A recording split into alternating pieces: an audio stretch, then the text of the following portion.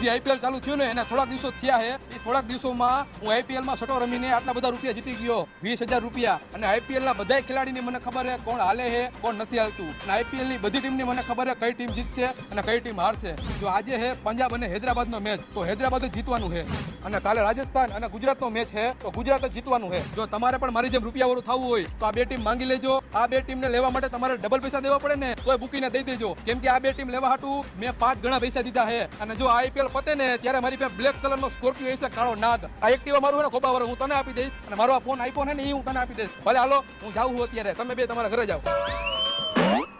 હાલો ભાઈ, મને 1.5 લાખ રૂપિયા વેચે આપને યાર. અરે યાર, મેં આઈપીએલ માં સટ્ટો લગાડ્યો તો અને હું હારી ગયો. બુકી મારા ઘરે ધોકાલીનું ભાઈ મારા ટાટિયા ભાંગી નાખશે. અરે યાર, ભલે 20% તો 20%, પણ મને તું આપ યાર. કોઈ કીધું બ્લેક સોપે લેવાનો તો કાળો નાગું. એટલે મારી પાસે એક્ટિવા છે ગોબા વાળું, એમાં પેટ્રોલ નાખવાના પૈસા નથી. આઈફોન રહ્યો ને મેં હપ્તે લીધેલો હોય યાર. એ આ ભલે ભાઈ મને આપ યાર. ભગવાન હવે તું 15,000 માં કામે લાગી જાય, પણ આઈપીએલ માં કોઈ દી સટ્ટો નહીં લગાડું.